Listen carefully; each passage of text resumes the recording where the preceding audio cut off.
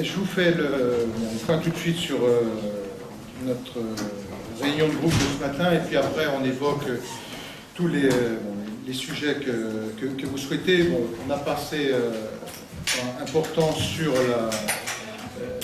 la Syrie pour dire en fait qu'avec François Hollande, on se trouve toujours, et la France est toujours à contretemps. On était à contretemps sur le plan européen, en ne réunissant pas un Conseil européen avant le G20, à contretemps avec la convocation du Parlement, où il convoque le Parlement sans avoir pris de décision, alors que cette réunion du Parlement elle est faite pour informer normalement, à contretemps sur son expression française, puisqu'il conditionne le fait de s'adresser aux Français au résultat du Congrès américain, ce qui est quand même jamais vu dans notre histoire. À contretemps encore avec un dépôt de résolution au Conseil de sécurité après l'initiative russe. Donc on se trouve dans une situation où je pense que notre alignement inconditionnel sur les États-Unis fait que la France n'a jamais été aussi isolée et aussi affaiblie.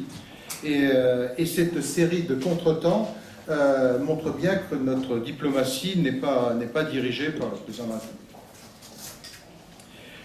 Bon, après, on a évoqué la fiscalité, enfin beaucoup d'autres sujets, mais on peut peut-être passer. Sur la Syrie, est-ce que Jean-Louis Borloo vient de nous dire que, pourtant il était opposé à l'intervention la semaine dernière, mais que la fermeté de la France, d'une certaine manière, avait payé. Vous ne partagez pas cette analyse?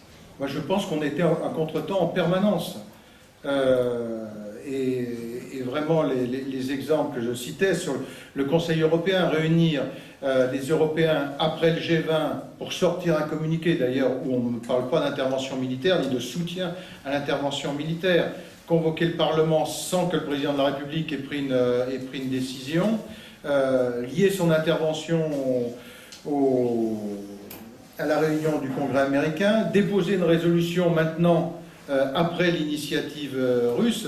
Les erreurs diplomatiques sont lourdes. Hein. Le fait de ne pas avoir, dès le départ, associé les Russes, qu'il n'y ait aucun contact direct entre François Hollande et Vladimir Poutine tout au long de l'été, nous met dans une situation extrêmement fragile aujourd'hui. Est-ce que l'ouverture russe, justement,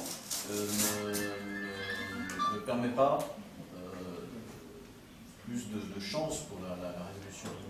Oui, mais ça, c'est ce qu'on aurait pu avoir dès le départ sur une initiative française de dépôt de résolution, ce qui n'avait pas été fait au Conseil de sécurité, en associant les Russes, les Chinois, enfin les membres du Conseil de sécurité très tôt. C'est l'intervention que je faisais la semaine dernière à la tribune de l'Assemblée.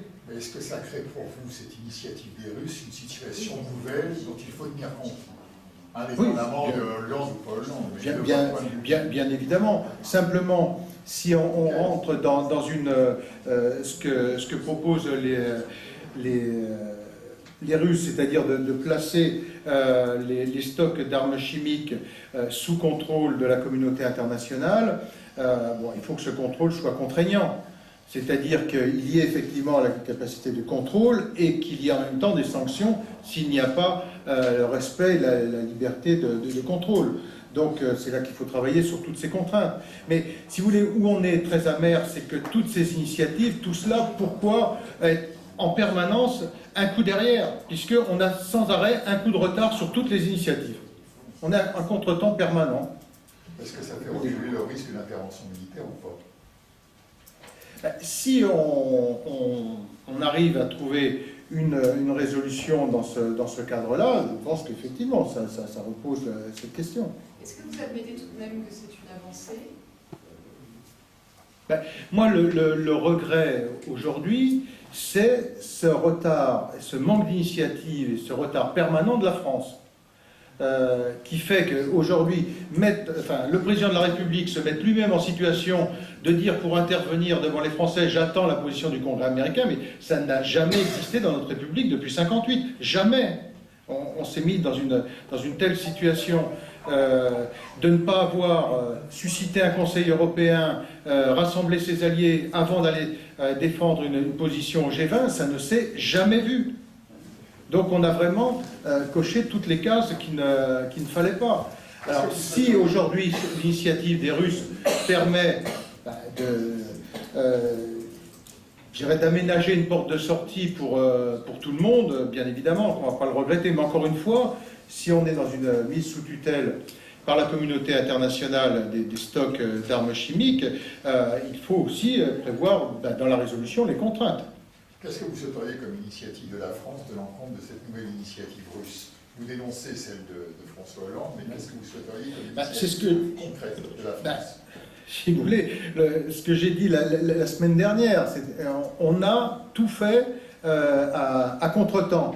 Donc maintenant, si on peut contribuer avec d'autres, avec les États-Unis, avec les Russes, enfin, avec l'ensemble du Conseil de sécurité, à trouver une résolution qui permette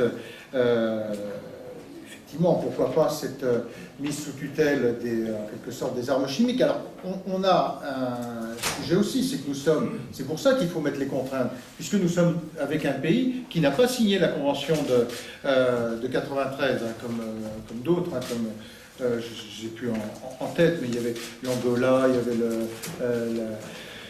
la Corée du Nord, il y avait le Soudan du Sud, enfin bref, il y avait 6 États qui étaient là. Donc, bon, vous savez, toutes les voies de consensus dans le cadre d'une résolution internationale, c'est ce que j'ai dit la semaine dernière. La semaine dernière, les conditions qu'on avait émises très clairement, c'était celle d'avoir à la fois le cadre légal d'une résolution internationale, le retour des experts de l'ONU. Je crois que petit à petit, on est en train d'arriver sur la position que j'avais défendue au nom du groupe la semaine dernière. Et avec le regret d'avoir un président de la République qui était en permanence à contre-temps surtout. Oui, s'il n'y avait pas eu de menace de frappe, les Russes n'auraient jamais bougé comme ils l'ont fait là. Mais l'initiative, il fallait la prendre dans ce cadre-là dès le départ. Et il y a très longtemps que l'initiative diplomatique pouvait être prise. Oui. Est-ce que vous avez parlé des retraites, pareil dans le groupe? Oui, mais on en parlera plus objectivement la semaine prochaine et celle d'après, parce que le texte n'est pas encore déposé. Non, on a parlé du mensonge abominable sur la pause fiscale, qui est vraiment se fiche du monde, mais là, comme on ne peut pas l'imaginer. Je vous rappelle que si on regarde ce qui nous avait été présenté sur le fait qu'on sera peut-être en dessous de 6 milliards, qu'est-ce que tout ça veut dire? On est en réalité, depuis le mois de juillet dernier, à 33 milliards plus 12. Le 12, si le détail il est simple, c'est que vous avez 6,5 sur la TVA, donc le passage de 7 à 10 et de 19,6 à 20, et ça, non pas par de la compensation, qu'on ne compense pas par de la baisse de cotisation, mais c'est vraiment des prélèvements supplémentaires. Les 3 milliards sur les retraites, quand on additionne les différentes mesures retraites, on arrive à 3 milliards pour cette année et 6,5 en année pleine. Ensuite, vous avez 1 milliard sur le quotient familial, 1 milliard qui a quasiment été annoncé sur la complémentaire santé, puisque en fait, ils souhaitent ajouter au revenu imposable la part de la complémentaire santé qui était prise en charge par les employeurs, et puis les frais de scolarité qui représentent à peu près 500 millions d'euros. Donc vous faites l'addition du tout, on est à 12 milliards, auxquels on ajoute les 33. Nous, ce sera un des angles sur lequel on va revenir tout au long de la loi de finances, mais on est devant un vrai dérapage, d'ailleurs qui a été annoncé par Moscovici. Il a annoncé, je crois qu'on sera à 3,7 de déficit, et il annonce maintenant les 3% pour 2015. Je pense qu'en 2015, on nous expliquera que c'est en 2016 ou en 2017.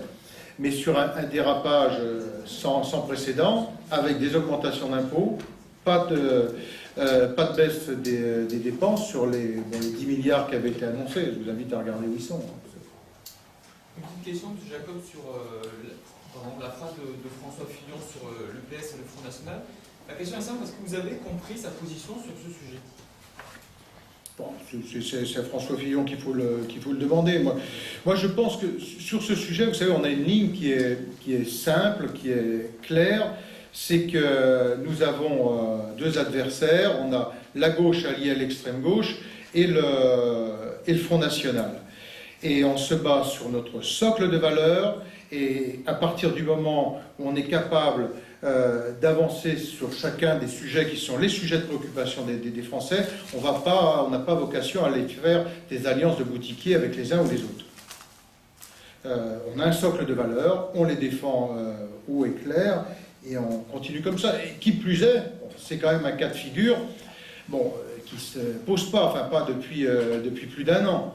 Il pourrait se poser pour les prochaines municipales. Oui, on verra. Enfin, accessoirement, quand même, depuis un an, la situation qui se pose, c'est celle du PS d'être, une fois sur deux, incapable de se qualifier pour le deuxième tour. C'est pas que l'UMP soit éliminé, hein, ça n'a jamais été le cas dans aucune élection depuis plus d'un an. Est-ce que vous sentez que François Fillon a évolué sur ce sujet par rapport à ce qu'il disait il y a un an, en disant qu'il faut voter PS en cas de deuxième tour FN-PS? Enfin, posez-lui la question. Moi, je reste sur une ligne qui a toujours été la nôtre, celle qu'on se défend sur nos valeurs et qu'on n'est pas dans des alliances de boutiquiers avec les uns ou les autres. Mais est-ce que François Fillon a dérapé? Des commentaires. Sur la loi du FIO, la garantie universelle de paiement, quelle est Alors, on est radicalement opposé sur cette loi. Il y a deux points qui sont vraiment des sujets très sensibles pour nous. C'est une attaque en règle contre les propriétaires, et on voit bien qu'à chaque fois qu'on s'y prend de cette manière, d'une manière ou d'une autre, on va raréfier l'offre et avoir beaucoup moins d'offres qui sera mise sur le marché. Parce qu'on parle de quoi sur les locataires qui ne paient pas? De 2 à 3% des locataires. Et donc, pour essayer de trouver une réponse collectiviste à ça, on va coller des taxes supplémentaires à tous les propriétaires et à tous les locataires. Et en plus, donner un sentiment, un message d'impunité aux mauvais payeurs. Je pense que c'est catastrophique comme mesure. Et l'autre mesure qui est également très lourde de conséquences, c'est sur l'organisation du plan d'urbanisme, c'est de supprimer le coefficient d'occupation des sols sur les terrains à bâtir. Ça veut dire qu'il pourra se faire n'importe quoi, retirer ce droit aux maires, puisqu'on était dans une compétence municipale, la transférer aux intercommunalités. On n'aura plus d'interlocuteurs dans les mairies, parce que le droit de l'urbanisme, c'est un droit qui se gère toujours mieux en proximité. Mais vraiment, le sujet de fond, cette garantie universelle, est catastrophique. Elle est catastrophique pour le marché, elle est catastrophique sur le plan éthique, parce que c'est vraiment un message que, ma foi, on donne raison aux mauvais payeurs et aux mauvais coucheurs. Je ne comprends pas pourquoi. Si, je comprends pourquoi. Pourquoi tu vas payer ton loyer si tu es garanti, si de toute façon il y a un fonds de garantie qui intervient? D'abord c'est 2 mois et ensuite ça n'empêche pas les poursuites. Oui, mais enfin les poursuites, on voit bien la difficulté qu'on a aujourd'hui à trouver les moyens d'expulsion pour quelqu'un qui est de mauvaise foi dans ce domaine. C'est extrêmement difficile. Et là, le fait de dire qu'il y a un fonds de garantie qui va se substituer... Pour 2 mois. Oui, enfin, c'est pas pour 2 mois. Hein. Attendons le débat, parce qu'à ma connaissance, le débat qu'il y a eu en commission hier, enfin pas hier, la semaine dernière, j'ai une bêtise, on n'est pas sur 2 mois. Et puis même, on serait sur 2 mois. On décale le sujet d'autant. C'est-à-dire que... Mais ça n'empêche pas les poursuites contre le mauvais payeur. Mais tu crées une... c'est l'administration qui le... Mais c'est pas l'administration qui va payer la taxe. La taxe, c'est bien les contribuables. Donc on crée un impôt supplémentaire, on envoie un message de laxisme et où on donne raison aux mauvais payeurs pour 2 à 3% de personnes. C'est ça. Hein. Bon, moi je suis en rébellion. Sur l'encadrement des loyers, Oui. sur l'encadrement des loyers, vous êtes favorable? Non. C'est une mesure qui a toujours freiné, empêché un certain nombre de propriétaires de mettre des biens sur le marché, chaque fois. Mais on a Jean-Marie Tétard qui est notre responsable sur le sujet, là, qui doit faire... Il a fait, Cécile, Jean-Marie, il a fait le point presse ou il va le faire. Bon, vraiment, je vous y invite, c'est lui qui a suivi tout notre texte et qui sera notre porte-parole.